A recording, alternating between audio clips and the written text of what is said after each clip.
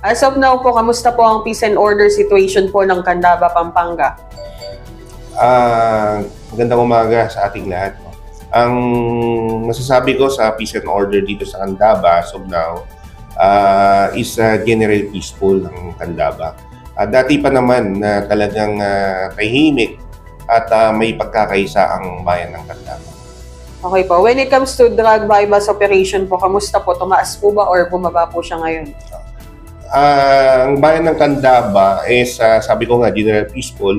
Yung mga nahuhuli namin na droga dito at saka yung mga tao na nahuli dito is come from nearby town namin dito, karamihan. Pero meron din mangilan-ilan dito. Pero masasabi ko na hindi na tulad ng dati na talagang medyo mataas ang drugs dito. Pero ngayon, nawawala na ang kwan dito. At malapit na rin po kaming maging drug-cleared town ditong Candaba.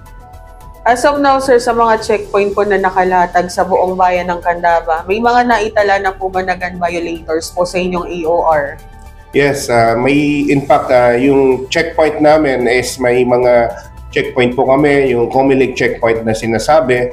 Bukod doon, mayroon po kaming anti-criminality checkpoint.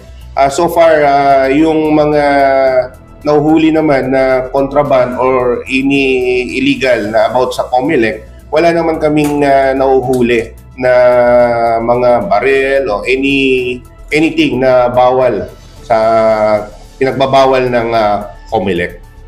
Ngayon pong papalapit na po ang midterm election po, nagkakandak na din po ba kayo ng 24/7 na checkpoint po?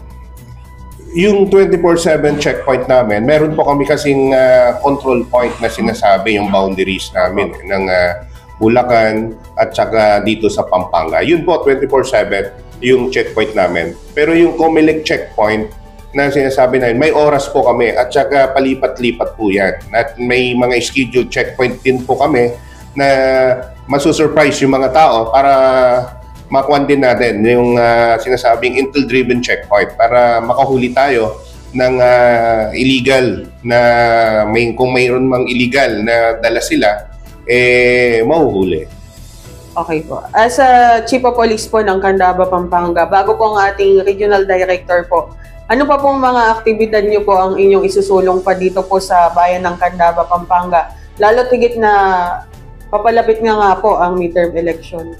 Yes, yun nga, dahil palapit na po yung election natin, mas lalo pa namin paigtingin yung pagbabantay dito sa bayan ng Candaba para maiwasan natin kung ano man yung may mga pinaplano na kaguluhan or any eventualities dito. At saka nakikita naman namin na in terms po sa politics dito naman, sa titingnan natin yung history ng Candaba, very peaceful lang Candaba. At alam ko naman na may pagkakaisa yung mga politiko dito. Pagdating naman, dahil isa lang naman mitiyan nila, yung katahimikan at ikakaganda ng bayan natin dito sa Candaba.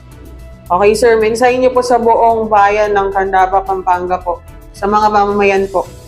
Okay, so para sa mamamayan po ng Candaba, sumunod lang po tayo sa batas. Sumunod lang po tayo lalong-lalo sa checkpoint. No, kung may makita po tayong checkpoint, kailangan po nating huminto at mag-submit po yung ating sarili at ipakita po yung ating mga documents kung ano man yung kailangan ng